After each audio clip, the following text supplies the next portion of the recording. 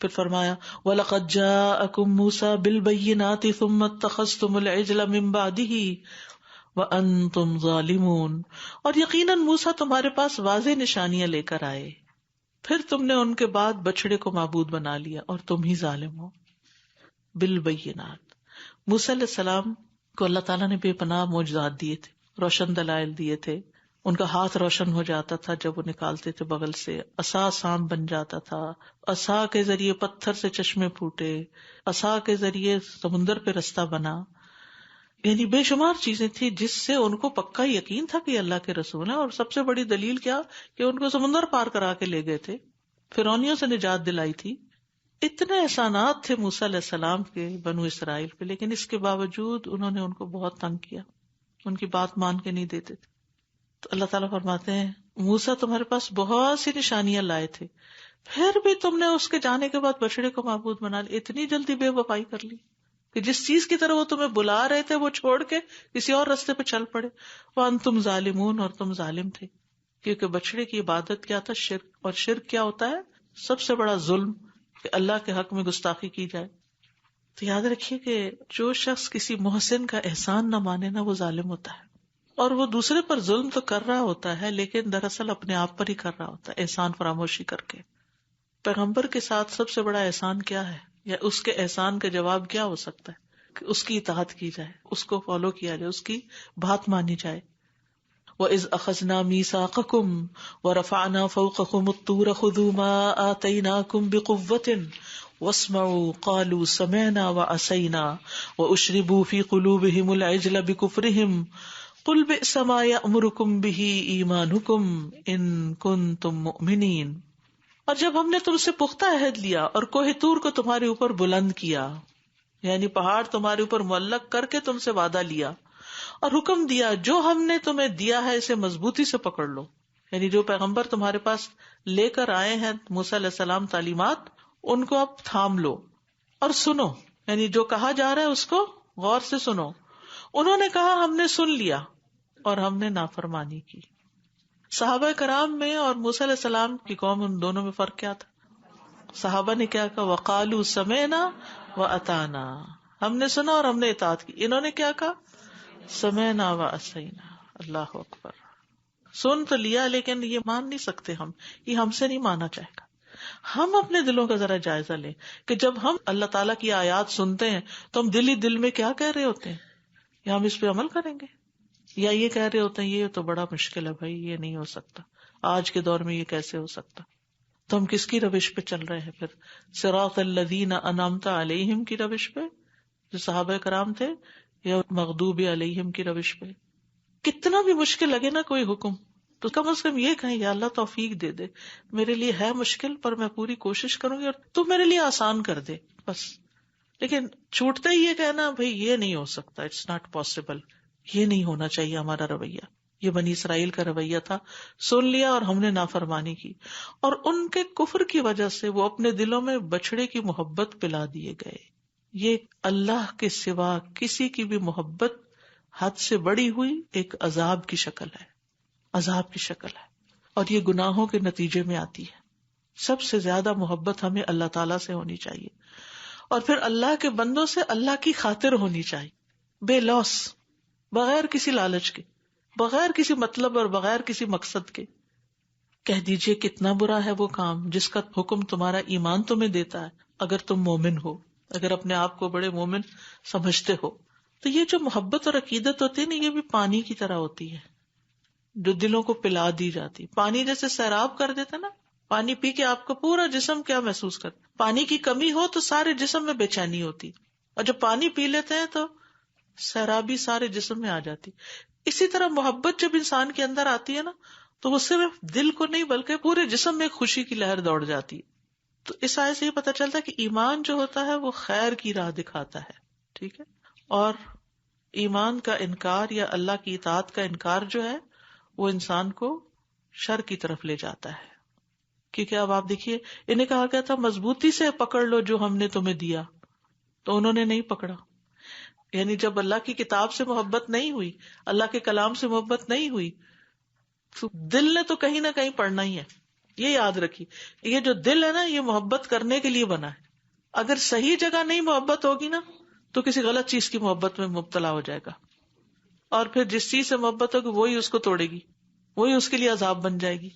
اسی لیے آپ دیکھیں کہ مثلاً اپنی اولاد ہی ہے نا، جب ہم ان سے اللہ سے بڑھ کے محبت کرنے لگتے ہیں نا تو پھر کیا ہوتا ہے، انہی کی طرف سے جلن اور کڑن آتی ہے اس حصے میں، وہ اتنا ہی پریشان کرتے ہیں.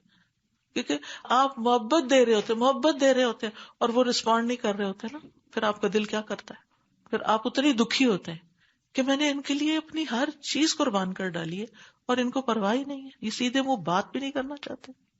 کتنا دکھ اور تکلیف ہوتی ہے انسان کو. لیکن بات یہ کہ ان کی غلطی کم ہے، آپ کی زیادہ ہے. کہتے ہیں نا فلاں سے ہم انڈیوائیڈڈ محبت کرتے ہیں، یہ انڈیوائیڈڈ محبت نہ صرف اللہ سے ہونی چاہیے. واحد محبت ایسی ہے اللہ سے جو دلوں کو صرف ٹھنڈک دیتی ہے، جس میں کوئی غم نہیں ہوتا، نہ جدائی کا غم، نہ نقصان کا. کیونکہ بچوں سے کرتے ہیں نا تو پھر وہ دور جاتے ہیں، ہمارے دل اڑ جاتے ہیں.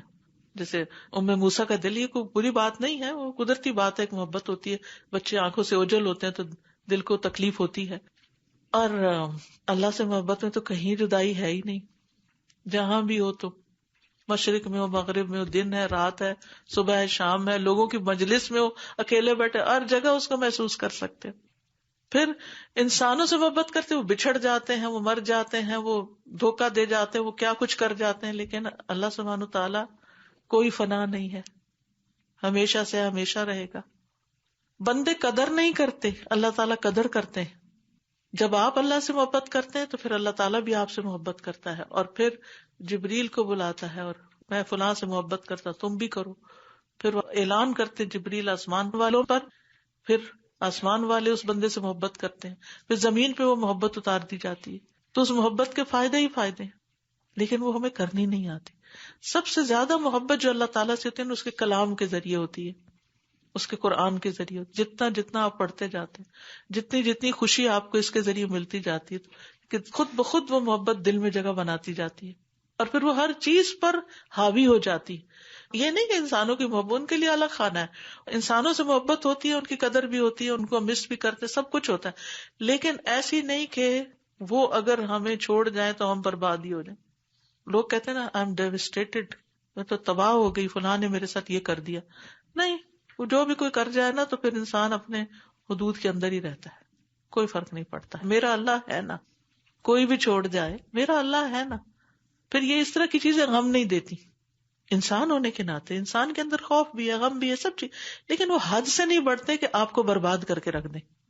اور یہ جتنے ہمارے مسائل ہیں نا، اور جتنے غم، دکھ، پریشانی، اس کی بنیادی وجہ یہی ہے کہ ہمارے دلوں کا جھکاؤ غلط جگہ پر ہے. کوئی مال کے پیچھے دوڑ رہا ہے، اور کوئی اولاد کے پیچھے، اور کوئی کسی اور کے پیچھے.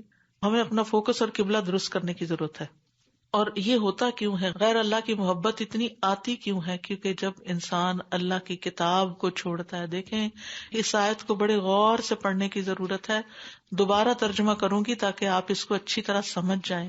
اور جب ہم نے تم سے پختہ عہد لیا اور کوہ طور کو تمہارے اوپر بلند کیا، سر پہ پہاڑ لٹکا ہوا ہے، اور حکم دیا جو ہم نے تمہیں دیا ہے، جو احکامات، جو تورات، اسے مضبوطی سے پکڑ لو، اسے لے لو، اس کو چھوڑا نہ کرو، اور سنا کرو، اسے پڑھتے سنتے رہو. انہوں نے کہا ہم نے سن لیا، پتا ہے ہمیں کیا ہے اس میں، اور ہم مان نہیں سکتے، ہم نے نافرمانی کی. یہ انکار تھا نا کہ یہ ہم سے نہیں مانا جاتا، ہم یہ نہیں سب کچھ کر سکتے، ٹو مچ. تو نتیجہ کیا ہوا؟ وہ عذاب میں مبتلا کر دیے گئے. ان کے دلوں میں بچڑے کی محبت گھر گئی. بچڑا کیا ہے؟ آپ دیکھیں نا، ایک کاف جو ہے اس کی محبت، شدید محبت، کہ اس کی پوجا کرنی شروع کر دی. سبحان اللہ، انسان کتنا نیچے گرتا ہے، کتنا نیچے گرتا ہے. ٹھیک ہے، پیٹ سے محبت ہو جاتی ہے اور جانوروں سے محبت ہو جاتی ہے، لیکن اتنی محبت کہ پھر وہ ہر چیز سے آگے بڑھتے. استغفر اللہ، یہ کیسی سزا ہے کہ انسان کا دل رانگ جگہ پر رک کر جائے. کہہ دیجئے کتنا برا ہے وہ کام جس کا حکم تمہارا ایمان تمہیں دیتا ہے اگر تم مومن ہو. قل ان كانت لكم الدار الآخرة عند الله خالصة من دون الناس فتمنوا الموت ان كنتم صادقین.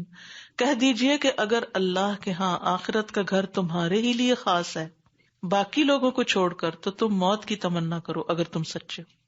تو یہاں ان کی ایک اور خوش فہمی، ایک اور باطل نظریہ، ایک اور غلط انڈرسٹینڈنگ دین کی. وہ کہتے تھے کہ چونکہ ہم اللہ کے بڑے محبوب ہیں، پیارے ہیں، اللہ نے ہمارے اندر اتنے نبی بھیجے، بڑا فخر تھا ان کو اپنی نسل پر، اپنے ہر چیز پر. تو کہتے تھے کہ آخرت تو ہماری ہے. جیسے آج مسلمانوں کے اندر بھی کیا ہے، جو لا الہ الا اللہ پڑھتا ہے اس کو تو جنت میں لازمی جاؤ، باقی سب جہنم میں جائیں گے، بس ہم ہی جنت میں جائیں گے. ٹھیک ہے، لا الہ الا اللہ پڑھنے سے انسان جنت میں جائے گا، لیکن اس کے کچھ تقاضے بھی تو ہیں، کچھ شرائط بھی تو ہیں، کچھ ٹرمز اینڈ کنڈیشنز بھی تو ہیں، اس کا کوئی مطلب بھی تو ہے لا الہ الا اللہ کا. تو اس لیے یہاں پر اللہ تعالیٰ ان کو چیلنج کرتے ہیں کہ اچھا تمہارے لیے پھر موت کی تمنا کرو، اگر تم سچے ہو تو پر اسی وقت مرنا چاہو کہ دنیا میں رہ کے کیا کرنا ہے. دنیا کی تو کوئی حیثیت ہی نہیں، حقیقت ہی نہیں. دنیا کی حیثیت کیا ہے؟ ایک مچھر کے پر برابر. مچھر سب سے ہلکی چیز، اگر آپ اس کو ترازو میں ڈال لیں نا، اس بیچارے کا کوئی وزن نہیں نکلے گا. اسکیل پہ رکھ دے پھر دیکھے کیا نکلا نتیجہ، اسکیل ہلے گا بھی نہیں. ہاں، اور وہ بھی پورا نہیں، اس کا بھی پر. مچھر کے پر سے زیادہ نہیں ہے دنیا کی حیثیت، اتنی حقیر ہے یہ دنیا. تو فرمایا کہ اگر تم سچے ہو اپنی بات میں تو پھر موت کی تمنا کرو. دنیا میں کیا رہنا، چلو جنت میں چلتے ہیں. پھر اگر وہ واقعی تمہارے لیے آگے تیار ہے تو چلو چل. تو اللہ تعالیٰ فرماتے ہیں وَلَن يَتَمَنَّوْهُ أَبَدًا، ہرگز نہیں تمنا کریں گے کبھی بھی. واو قسم کے لیے، یعنی قسم کھا کے یہ بات کہی جاتی ہے کہ وہ کبھی بھی موت کی تمنا نہیں کریں گے. روایت میں آتا ہے کہ اگر وہ اس وقت کر لیتے تو اسی وقت مر جاتے. کیوں نہیں کریں گے؟ بما قدمت ایدیہم، ان اعمال کی وجہ سے جو ان کے ہاتھ آگے بھیج چکے ہیں. واللہ علیم بالظالمین، اور اللہ ظالموں کو خوب جاننے والا ہے. وَلَتَجِدَنَّهُمْ أَحْرَصَ النَّاسِ عَلَى حَيَاةٍ وَمِنَ الَّذِينَ أَشْرَكُوا يَوَدُّ أَحَدُهُمْ لَوْ يُعَمَّرُ أَلْفَ سَنَةٍ وَمَا هُوَ بِمُزَحْزِحِهِ مِنَ الْعَذَابِ أَن يُعَمَّرَ وَاللَّهُ بَصِيرٌ بِمَا يَعْمَلُونَ. اور البتہ آپ ضرور انہیں دیگر لوگوں سے بڑھ کر زندگی کا حریص پائیں گے. یعنی ایک طرف کہتے ہیں آخرت ہمیں بڑی پیاری ہے، اس سے محبت ہے، وہ ہمارے لیے، اور دوسری طرف عملی طور پر دنیا کی محبت میں مبتلا ہے. یہاں تک کہ مشرکوں سے بھی بڑھ کر، شرک والوں سے بھی، سب سے بڑھ کر ان میں سے ہر ایک چاہتا ہے کاش وہ 1000 سال عمر دیا جائے. حالانکہ اتنی عمر دیا جانا اسے عذاب سے بچانے والا نہیں. چاہے 1000 سال بھی جیے تو آخر میں تو مرنا ہی ہے، اور اللہ خوب دیکھنے والا ہے جو بھی عمل وہ کرتے ہیں. تو اہل کتاب کی زندگی سے محبت اتنی زیادہ کیوں تھی؟ مرنا کیوں نہیں چاہتے تھے؟ دنیا کی محبت. تو دنیا کی محبت اس لیے کہ ان کے اعمال ویسے نہیں تھے، ان کو پتا تھا کہ اعمال نہیں. اچھا آج آپ دیکھیں ہمیں بھی موت سے ڈر کس وجہ سے لگتا ہے؟ اعمال ٹھیک نہیں ہے نا. ہمیں یہی ہوتا ہے کہ کہیں پکڑ نہ ہو، لیکن کچھ کرتے بھی نہیں ہے. پھر اگر واقعی ہمیں موت سے ڈر ہے نا تو پھر اس کی تیاری شروع کر دیں، کیونکہ مومن کے لیے آخرت دنیا سے بہتر ہے. دنیا کی حیثیت تو مچھر کے پر برابر بھی نہیں، لیکن مسئلہ تو وہی ہے کہ عمل کچھ نہیں. تو جب ہمیں پتا ہے کہ ایک دن تو موت نے آ ہی جانا ہے، کہیں آ کے کھڑے کھڑے بھی تو بوجھ سکتی ہے. آپ نے کئی ایسے کلپس دیکھے ہوں گے جس میں کئی شارٹس انہوں نے اکٹھے کیے ہوئے تھے. ایک کلپ میں نے دیکھا کہ کوئی کرسی پہ بیٹھا گر رہا ہے، اور کوئی کاؤنٹر پہ کھڑا ہوا گر رہا ہے، اور کوئی کچھ کرتے ہوئے، کوئی کہیں. بے شمار لوگ ایسے دیکھتے دیکھتے ہاتھوں سے نکل جاتے ہیں. موت نے تو کہیں بھی آ جانا ہے. عقل مند وہ ہے جو موت کے بعد میں آنے والے دنوں کی تیاری کرے. ہماری روز کی تیاری بس صرف اس دنیا کے آج کے دن کی ہوتی ہے، یا مہینے کی، یا سال کی پلاننگ ہوگی، یا 5 سال کی. سال ختم ہونے والا نا، نیا سال، تو سب اس چکر میں پڑ جاتے ہیں کہ نیکسٹ ایئر کے، نیو ایئر کے ریزولوشنز بنائیں، اور کیا کرنا ہے، اور پلاننگ کیا ہے، اگلے سال میں کیا کیا اچیو کرنا ہے، وغیرہ وغیرہ. جو کامیاب قسم کے لوگ ہوتے ہیں، ورنہ عام لوگوں کو تو اس کی بھی فکر نہیں ہوتی. تو دن اور رات کے لیے جیتے ہیں، کون سا سال آیا اور کون سا گیا اور کتنے گزر گئے، اس کی بھی ان کو گنتی نہیں آتی. کئی لوگ پوچھا آپ کی عمر کتنی ہے تو ان کو نہیں پتا ہوتا کتنی ہے. بہت سے لوگ تو اس طرح بھی جیتے ہیں. تو ہمیں صرف دن اور رات کے اس چکر میں نہیں پڑے رہنا چاہیے، اس دن کے لیے فکر کرنی چاہیے جس کا آنا یقینی ہے، اور وہ موت ہے. انس رضی اللہ عنہ کہتے ہیں کہ رسول اللہ صلی اللہ علیہ وسلم نے فرمایا ابن آدم بوڑھا ہو جاتا ہے اور اس میں 2 چیزیں جوان رہتی ہیں، مال کی ہرس اور عمر پر ہرس. اور تھوڑا سا جی لو، ابھی نہیں مرنا، ابھی نہیں مرنا. حالانکہ عمر کا لمبا ہونا انسان کو عذاب سے نہیں بچا سکتا. اگر 1000 سال بھی کوئی جیے تو جانا ہی جانا ہے. ایک حدیث میں آتا ہے کہ آپ نے فرمایا تم میں سب سے برا شخص وہ ہے جس کی عمر لمبی اور اس کا عمل برا ہو. ایک شخص نے پوچھا کہ لوگوں میں سب سے بدتر شخص کون ہے؟ تو آپ نے فرمایا جس کی عمر لمبی اور اس کا عمل برا ہو. تو موت کے لیے تیاری کرنے میں کیا ہے؟ اللہ سے ملاقات کی تیاری کرنی چاہیے. اس کے سامنے کیسے جا کے کھڑے، کیا لے کے جا رہے ہیں. جب کسی سے ملنے جاتے ہیں تو یہ سوچتے ہیں کیا لے کے جائیں، اور جو جتنا عزیز پیارا ہوتا ہے اس کو خوش کرنے کے لیے کیا لے کر جائیں. یہ محبت کی علامت ہوتی. تو ہم اللہ سبحانہ وتعالیٰ کے پاس کیا لے کے جا رہے ہیں؟ اس کو ضرورت کچھ نہیں ہے، ہمارے اعمال کی اس کو ضرورت نہیں، لیکن یہ ہم اپنے لیے سوچیں نا کہ ہم کیا لے کے جا رہے ہیں. اور آپ یاد رکھیے کہ صرف آرزو اور تمناؤں سے نہیں بات بنے گی، اس کے لیے سخت محنت کرنی پڑے گی. نیند آرام قربان کرنا پڑے گا، چھٹیاں قربان کرنی پڑے گی، ونٹر بریک کو ایکٹیو کرنا ہوگا. عقل مند وہی ہے جو آخرت کی تیاری میں لگا رہے اور اپنے کوئی دن بھی ضائع نہ کرے. ابن عمر کہتے ہیں میں رسول اللہ صلی اللہ علیہ وسلم کی خدمت میں حاضر تھا. ایک انصاری صحابی آئے تو انہوں نے آپ کو سلام کہا. پھر کہا اللہ کے رسول کون سے مومن افضل ہیں صلی اللہ علیہ وسلم؟ آپ نے فرمایا جن کے اخلاق زیادہ اچھے ہیں. انہوں نے کہا کون سے مومن زیادہ عقل مند ہیں؟ فرمایا جو موت کو زیادہ یاد کرتے ہیں اور اس کے بعد کے مراحل کے لیے زیادہ اچھی تیاری کرتے ہیں، یہی عقل مند ہیں. تو اس زندگی سے ہمیں اپنی آخرت کے لیے بھرپور کمائی کرنی ہے اور تیاری کی فکر میں لگے رہنا ہے. فمن كان يرجو لقاء ربه فليعمل عملا صالحا ولا يشرك بعبادة ربه احدا.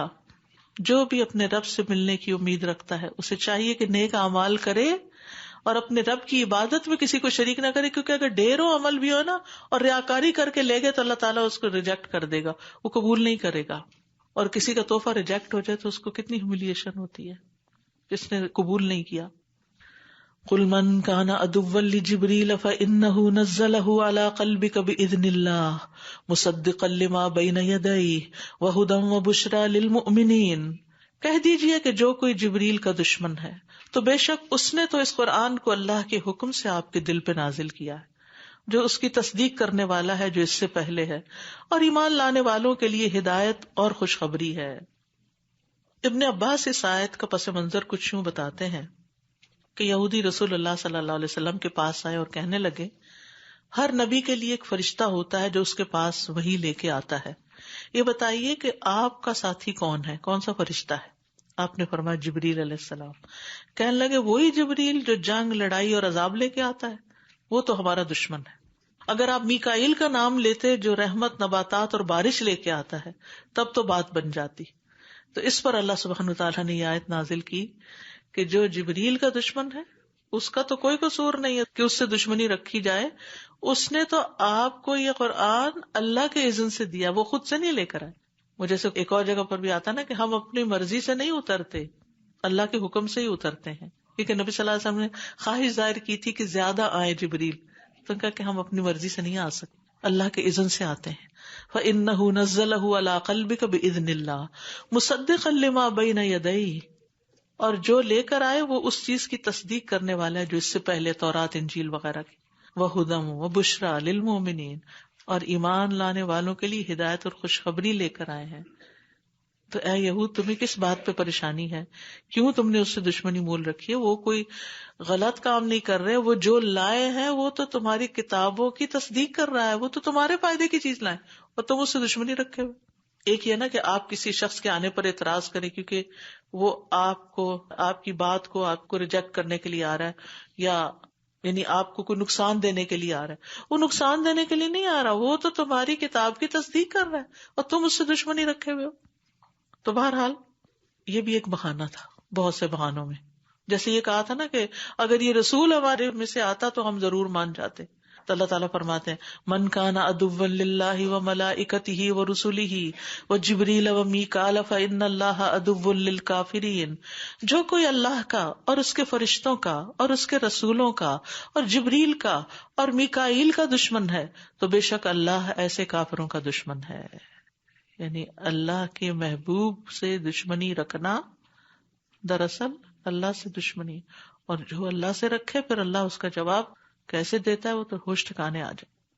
تو ہمیں اللہ تعالیٰ سے محبت کرنی چاہیے، اللہ کے رسول صلی اللہ علیہ وسلم سے محبت کرنی چاہیے، اللہ کے فرشتوں سے محبت کرنی چاہیے، ملائکہ سے محبت کرنی چاہیے. مجھے کسی نے بتایا کہ ان کے شاید بچے کی ڈیتھ ہو گئی ہے کیا، تو وہ بین کر کے رو رہی تھی اور کہہ رہی تھی کہ اے جبریل میں تجھے پوچھوں گی قیامت کے دن. اول تو انہیں یہ نہیں پتا تھا کہ جان لینے کون سا فرشتہ آتا ہے، تو وہ فرشتے کے پیچھے پڑ گئی کہ تم نے جان کیوں لی میرے بچے کی.